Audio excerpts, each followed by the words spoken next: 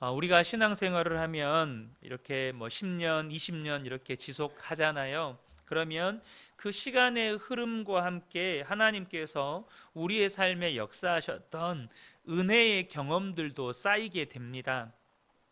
그런데 그러한 은혜의 경험들을 한때 하나님께서 내게 그런 은혜를 베푸셨지 하고 지나가는 것이 아니라 그때 하나님께서 내게 베푸셨던 은혜를 기억하는 것이 매우 중요하다는 것입니다. 왜냐하면 그렇게 하나님께서 내 삶에 역사하신 것을 잊지 않고 기억할 때 그 은혜를 베푸신 하나님을 다시금 믿음으로 바라보고 붙잡을 수 있게 되기 때문입니다. 나아가 우리의 자녀들, 그러니까 우리의 미래 세대들에게 하나님께서 내 삶에 어떤 은혜를 베푸셨고 또 어떻게 역사하셨는지를 가르쳐 줌으로 인해서 믿음을 계승시켜 줄 수 있기 때문이죠. 그래서 유대인들이 수천 년이 지났지만 그렇게 하나님께서 그들에게 베푸신 은혜를 잊지 않고 기억하며 또 믿음을 계승시켜 주기 위해서 지금도 지키는 대표적인 절기가 유월절과 부림절입니다. 물론 다른 절기들도 있는데 대표적인 절기가 이 유월절과 부림절이에요. 유월절은 하나님께서 이스라엘 백성들을 출애굽 시켜서 약속의 땅 가나안으로 인도하신 이 구원의 사건을 기념하기 위해서 지키는 절기이죠. 부림절은 이스라엘 백성들이 바벨론 포로 생활 때 이스라엘 백성들을 학살하려고 했던 이 하만의 손에서 하나님께서 그들을 구원하신 사건을 기념하기 위해서 지키던 이 절기입니다. 그러니까 이 유월절과 부림절을 통해서 온 가족 또 모든 세대가 하나님께서 그들에게 어떤 은혜를 베푸셨는지를 기억하고 믿음을 새롭게 하는 시간을 가지는 것이죠. 이와 똑같은 일을 하나님께서 이스라엘 백성들에게 명하고 계시는 것을 오늘 본문에서 보게 됩니다. 하나님은 이스라엘 백성들이 사람의 힘으로는 건널 수 없는 그 요단강의 물을 끊어지게 하시고는 이 이스라엘 백성들을 건너게 하셨습니다. 그리고 이스라엘 백성들이 이 요단강을 건넌 후에 여호수아에게 하나의 명령을 내리십니다. 오늘 본문 2절과 3절을 보면 백성의 각 지파에 한 사람씩 12사람을 택하고 그들에게 명령하여 이르기를 요단 가운데 제사장들의 발이 굳게 선 그곳에서 돌 12를 택하여 그것을 가져다가 오늘 밤 너희가 유숙할 그곳에 두게 하라 하시니라. 그러니까 제사장들이 요단강에 서 있던 그곳에서 각 지파별로 대표들이 한 명씩 가가지고 돌 하나씩 취하여서 그들이 오늘 밤에 머무는 곳에 두게 하셨습니다. 그렇게 해서 이 요단강을 건너게 한 이 사건을 기억하게 할 기념비를 세우라는 거예요. 두 곳에다가 기념비를 세우는데요. 먼저는 하나님의 말씀에 순종해서 이 제사장들이 서 있었던 요단강 바닥에다가 기념비를 세웁니다. 그런데 이 요단강 바닥에다가 기념비를 세워 놓으면 물이 흘러버리면 안 보이잖아요. 그래서 하나님께서 또 한 곳에다가 세우라고 하시는데 바로 요단강 건너서 길갈에다가 하나님께서 또 기념비를 세우라고 하십니다. 하나님께서 이렇게 하시는 데는 이유가 있습니다. 그것은 기억하게 하기 위해서입니다. 그들이 하나님을 믿고 순종했을 때 하나님께서 결코 인간의 힘으로는 건널 수 없는 요단강의 물이 끊어지게 하셔서 그 강을 건너게 하신 것을 기억하게 하기 위해서라는 것이에요. 나아가서 이스라엘 백성들은 가나안 땅에 들어서는 순간 그들이 반드시 이루어야 할 과업이 하나가 있습니다. 그것은 뭐냐면 가나안 땅을 차지하고 있는 그 족속들, 가나안 족속들을 그들 앞에서 다 쫓아내고 가나안 땅을 정복하는 일이었습니다. 그런데 이 가나안 땅을 정복하는 과정에서 그들에게 반드시 필요한 게 뭘까요? 그것은 바로 하나님에 대한 믿음입니다. 이때 하나님은 요단강을 건널 당시에 이 기념 그것을 기념하는 돌을 그곳에다 기념비를 세우라고 하시면서 이때 태어나지 않았던 이후에 태어날 후손들도 생각하셨습니다. 그래서 하나님께서 어떤 은혜를 베푸셔서 요단강을 건너게 하셨는지를 후손들도 분명하게 기억하게 해주라는 거예요. 6절과 7절을 보면 이것이 너희 중에 표징이 되리라. 후일에 너희 자손들이 물어 이르되 이 돌들은 무슨 뜻이냐 하거든 그들에게 이르기를 요단 물이 여호와의 언약궤 앞에서 끊어졌나니 곧 언약궤가 요단을 건널 때에 요단 물이 끊어졌으므로 이 돌들이 이스라엘 자손에게 영원히 기념이 되리라 하라 하니라. 그러니까 이스라엘 그때 당시 태어나지 않았던 후대에 태어날 이 후손들도 이 돌들을 보면서 하나님께서 이스라엘 백성들에게 어떤 은혜를 베푸셨는지를 기억하게 하고 기념하게 하기 위해서 이 돌들을 세우셨다는 것입니다. 이스라엘 백성들이 하나님의 말씀에 믿음으로 순종했을 때 정말로 범람할 듯이 흐르던 요단강이 끊어지고 200만이 넘던 이스라엘 백성들이 요단강을 건널 수 있었습니다. 이렇게 놀라운 하나님의 역사를 경험한 이스라엘 백성들, 그들은 앞으로 그들이 해야 할 반드시 이룩해야 할 가나안 정복도 그 당시에는 두렵지 않았을 거예요. 가나안 족속들이 아무리 강하고 그 수가 많고 그들이 살고 있는 성읍이 아무리 견고해도 이런 하나님이 우리와 함께 하신다면 얼마든지 정복할 수 있을 거라고 그렇게 자신감이 가득 찼을 거예요. 그런데요, 인간이 가진 문제가 하나 있습니다. 그게 뭐냐면 쉽게 잊어버린다는 겁니다.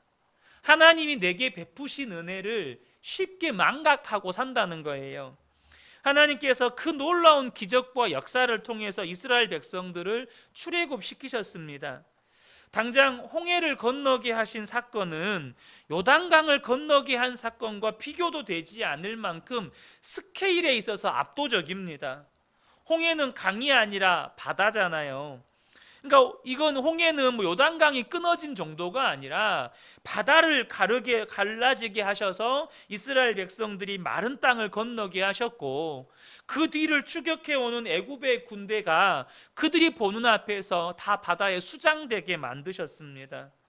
그런데 그렇게 놀라운 역사를 경험하고도 출애굽한 지 얼마 지나지 않아서 모세가 시내산에 올라가 십계명을 받고 있을 때 이스라엘 백성들은 하나님께서 그들에게 베푸신 은혜를 까마득히 잊어버리고 금송아지 우상을 만들어서 그 앞에 절하면서 축제를 벌입니다.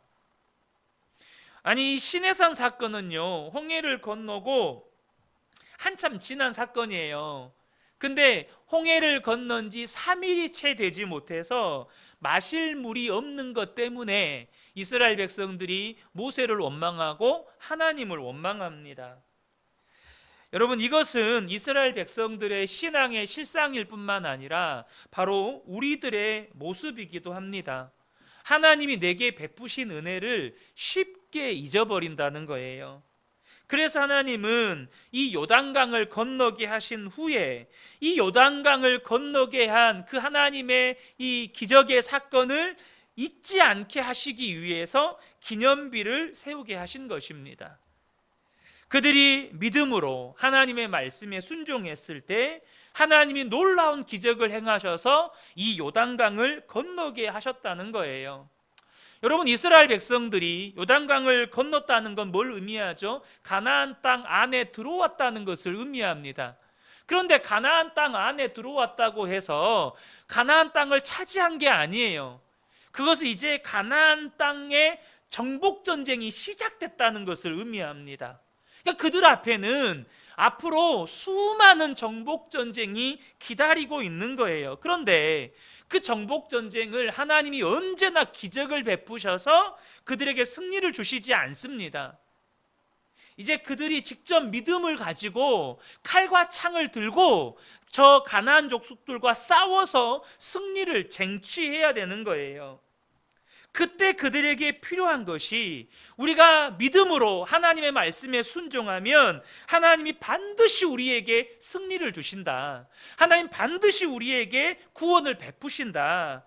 하나님이 요단강을 건널 때도 그렇게 하셨다. 바로 이 믿음이 필요하다는 거예요. 그 믿음으로 싸워서 가나안 땅을 정복해 가는 것입니다. 그런데 이 기념비, 이와 같은 기념비는 이스라엘 백성들에게만 있는 것이 아니고 바로 오늘을 살아가는 저와 여러분에게도 있다는 사실입니다. 여러분, 이 요단강은요, 영적으로 보면 나의 죽음을 상징합니다. 이스라엘 백성이 죽음을 지나서 다시 태어난 민족이에요. 홍해 사건도 마찬가지입니다. 홍해가 갈라지고 홍해를 건넌 것은 그들의 죽음을 상징해요. 그래서 그들은 그 죽음을 지나서 새롭게 거듭난 거예요. 요단강을 지나서 그들은 하나님의 백성으로 다시 태어나는 것입니다. 그것이 요단강을 지나갔다는 의미예요. 그리고 그것을 기억하기 위해서 기념비를 세우는 것입니다. 여러분, 우리도 예수를 믿고 십자가를 통과했습니다.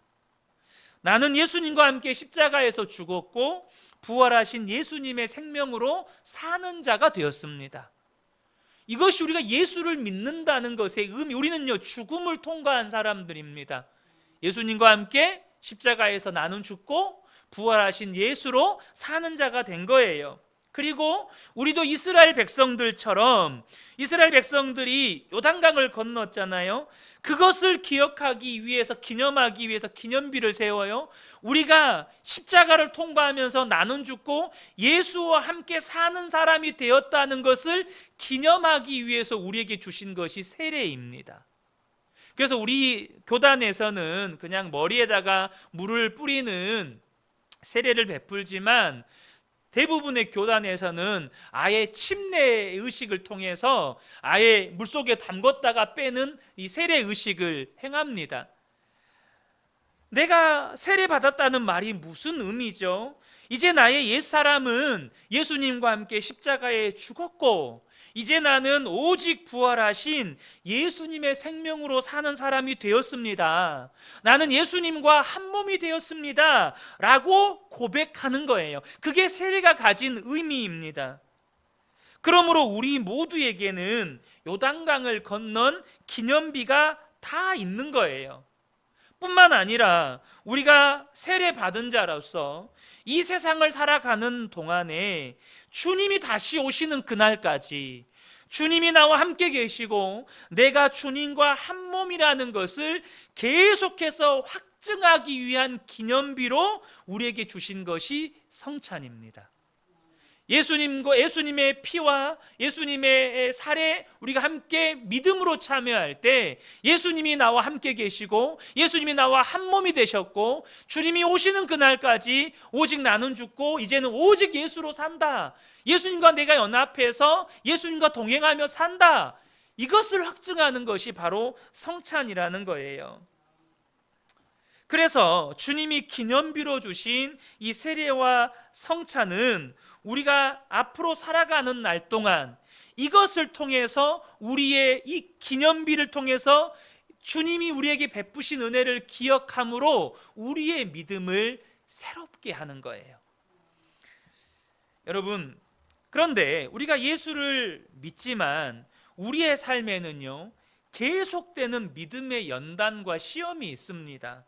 마치 이스라엘 백성들이 요단강을 건너서 가나안 땅에 들어갔지만 그 즉시 가나안 땅이 그들의 하나님 나라가 된 게 아니었어요.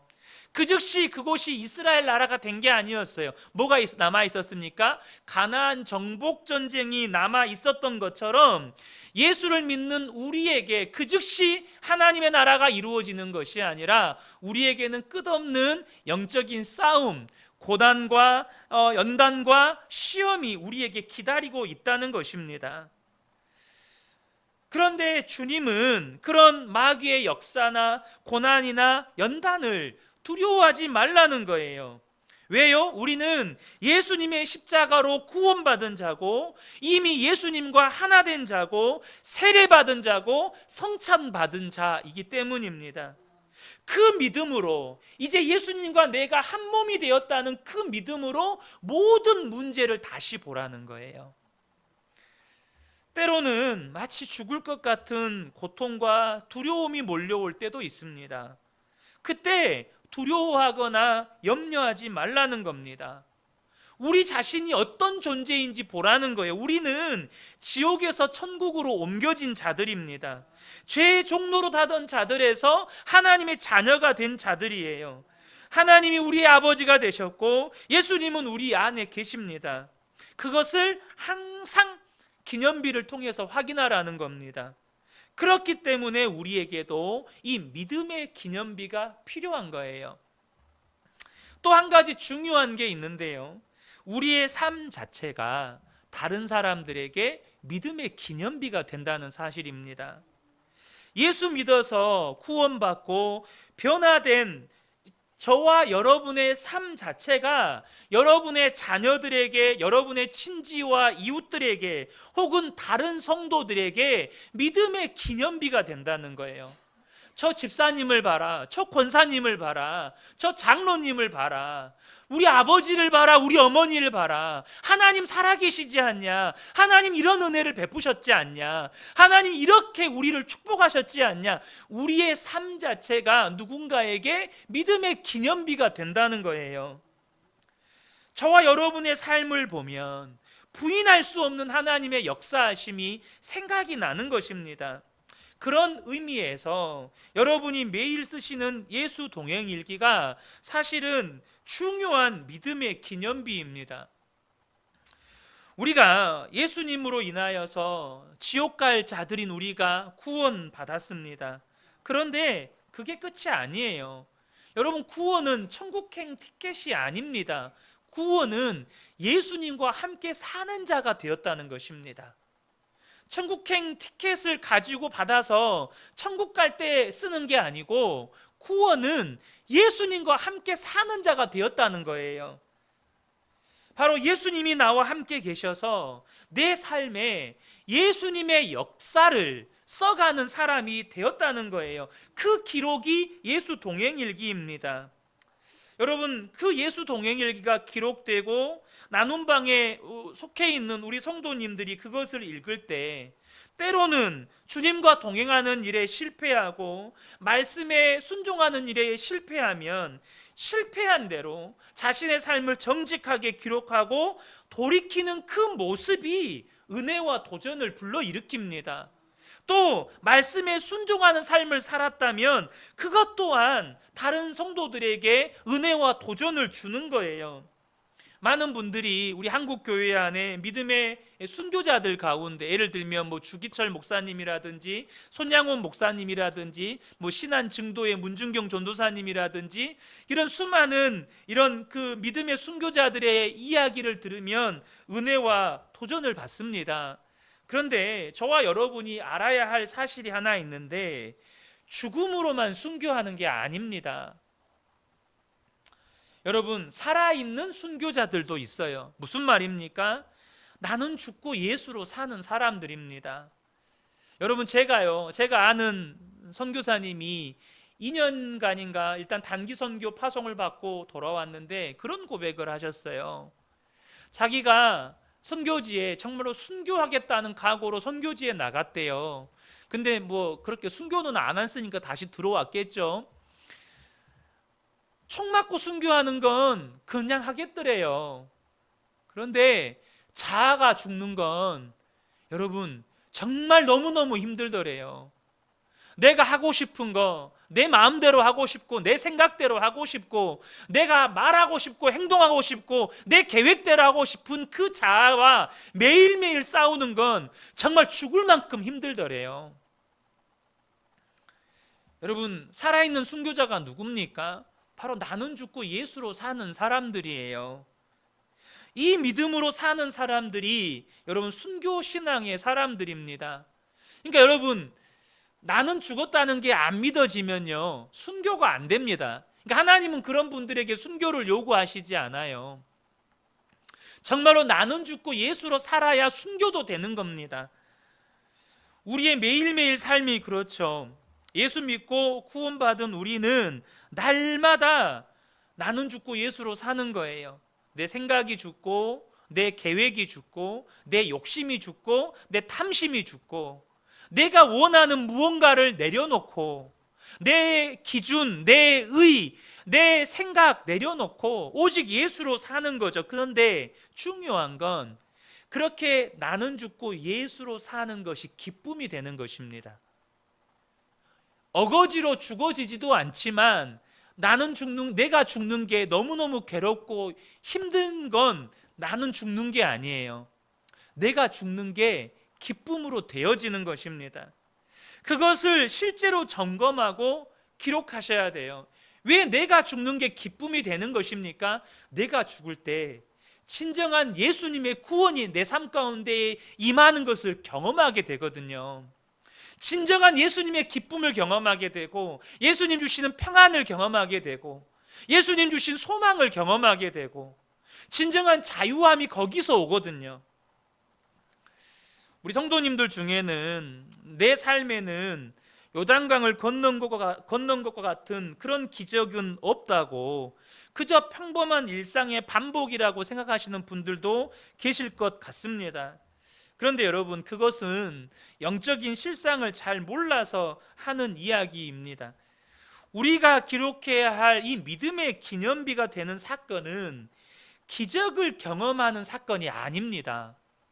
기적을 경험하는 사건이 아니에요. 다시 말하면 저와 여러분이 진짜 기적 중에 기적이 무엇인지를 아셔야 한다는 겁니다. 여러분, 진짜 기적 중에 기적은 뭡니까? 죄의 종노릇 하던 나의 옛사람이 죽는 것입니다.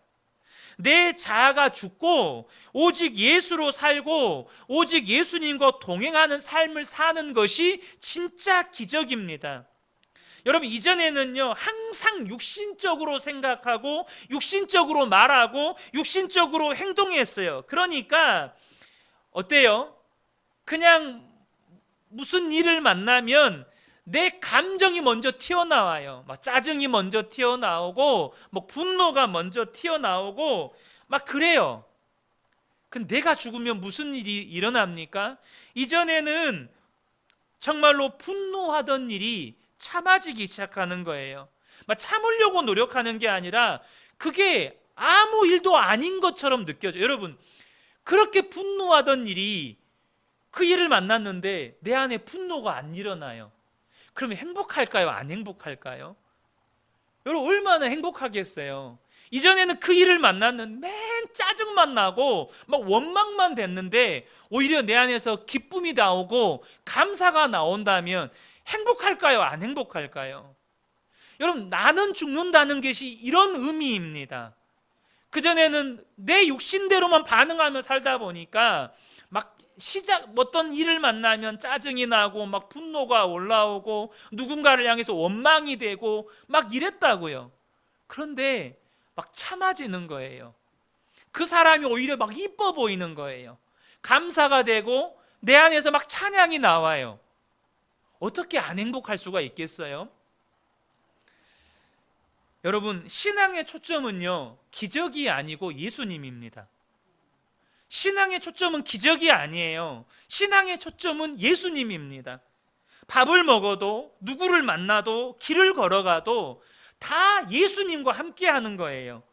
이것이 예수를 믿고 우리가 누리게 되는 가장 놀라운 기적이고, 그러한 삶 속에 하나님의 역사가 있는 것입니다. 여러분, 길갈의 기념비로 세운 이 돌은요, 요단강 한복판에 있었던 돌입니다. 그러니까 말 그대로 돌이에요. 길바닥에 굴러다니는 돌과 별반 다를 게 없어요. 그러니까 이 돌이 의미가 있는 건 뭐냐면, 예를 들면 막 수석 채집가들이 너무 막 반할 만큼 돌이 너무너무 아름답고 화려해서 와, 진짜 값어치가 있다, 너무 예쁘다, 그런 돌이 그래서 그 돌이 의미가 있는 게 아니에요. 너무너무 볼품없는 돌이지만 기적의 현장에 있었던 돌이기 때문에 의미가 있는 거예요.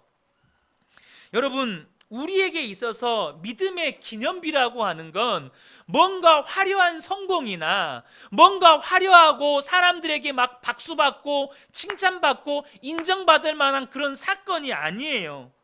내 삶 속에서 힘들고 어렵고 답답한 그 현실 속에서 주님과 동행하고 주님의 말씀에 순종했다는 것, 그것이 핵심이고 그것이 의미가 있는 거예요. 오늘 새벽에도 말씀을 나누었지만 여러분, 바벨론에 의해서 유다가 패망할 때 솔로몬 때에 만들어졌던 금과 은과 노수로 만들어졌던 모든 성전 기구들이요, 금속으로 전락합니다. 그래서 벗겨지고 파괴되고 분해되고 녹여져서 바벨론으로 옮겨집니다. 여러분, 아무리 화려하고 웅장한 건물이든 장식이든 그것이 관습이든 전통이든 그 안에 복음이 없고 그 안에 예수 그리스도가 없으면 아무런 의미가 없는 거예요.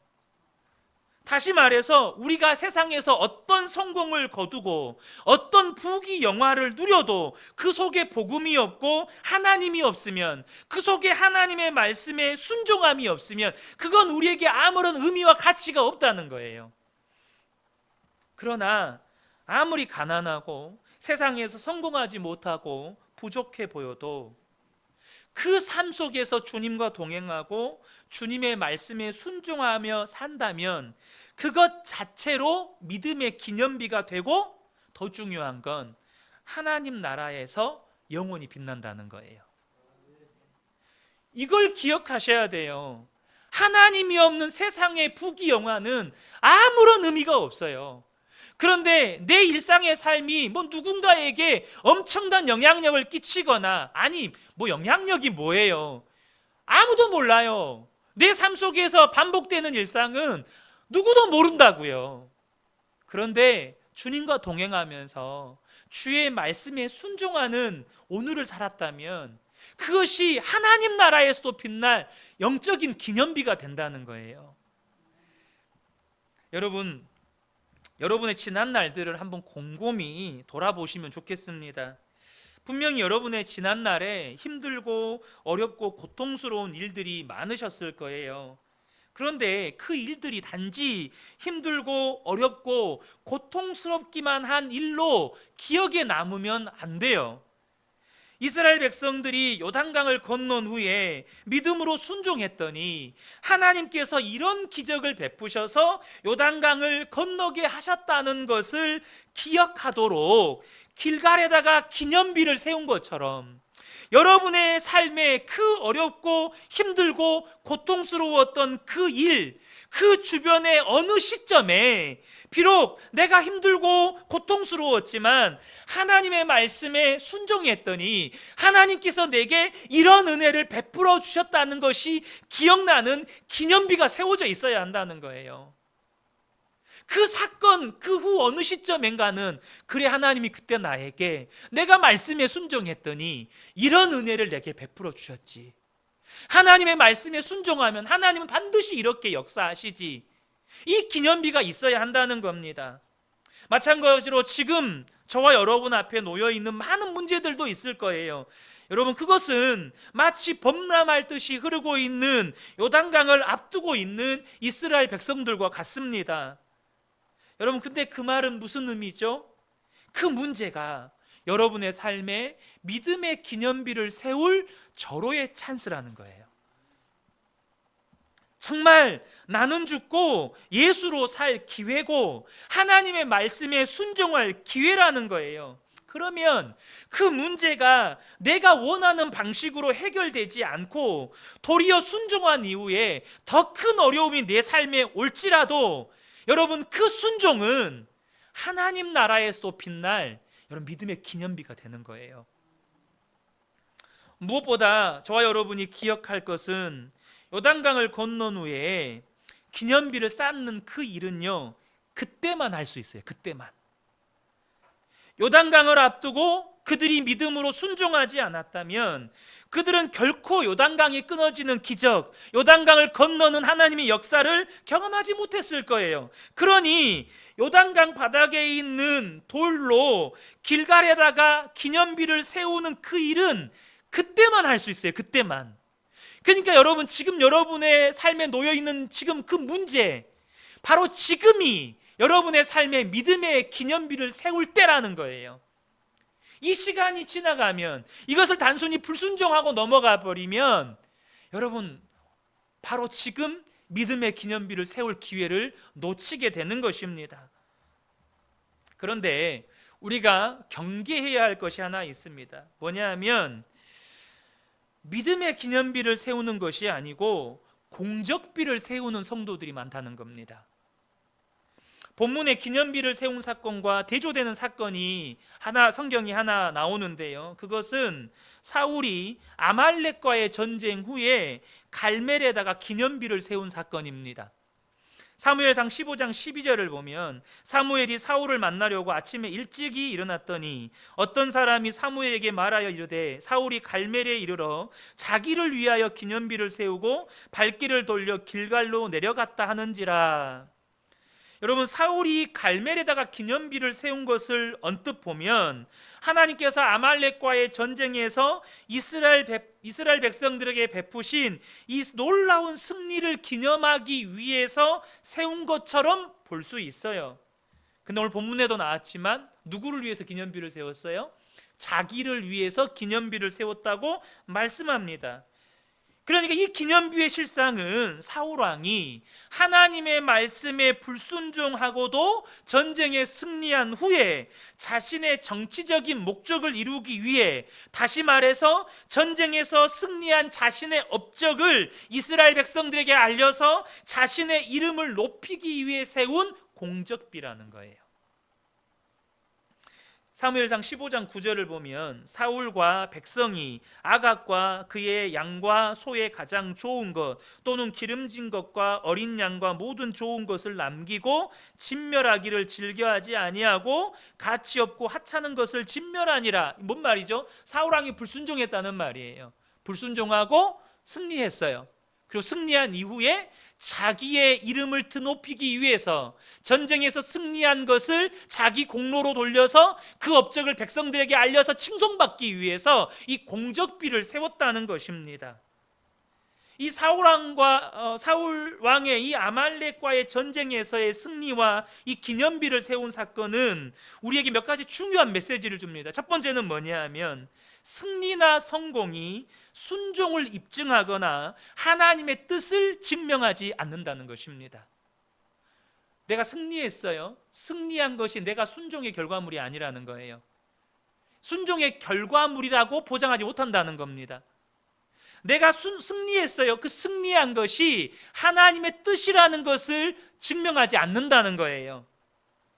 분명히 사울은 아말렉과의 전쟁에서 놀라운 승리를 했습니다. 그러나 그 승리는 불순종한 이후에 거둔 승리입니다. 그러므로 여러분, 불순종하고도 승리할 수 있고, 불순종하고도 명예와 인기를 얻을 수 있고, 불순종하고도 사업에 성공할 수 있고, 불순종하고도 부자가 될 수 있어요.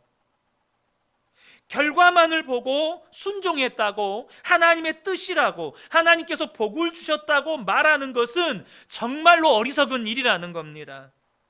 그런데 저는 지금까지 교회를 섬겨오면서 그런 경우를 너무 많이 봤어요. 사업에 성공하면 하나님께서 복 주셨다는 거예요. 물론 하나님께서 복을 주셨을 수 있어요. 그런데 그것을 일반화시킨다는 거죠.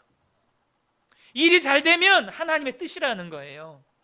자녀들이 잘 되면 하나님 뜻이라는 거예요. 여러분, 저와 여러분 반드시 아셔야 됩니다.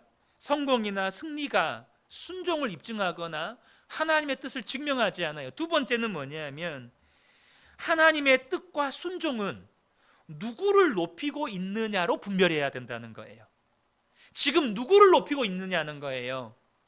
내가 하나님의 뜻에 순종했다면, 하나님의 말씀에 순종했다면 누구를 높여야 할까요?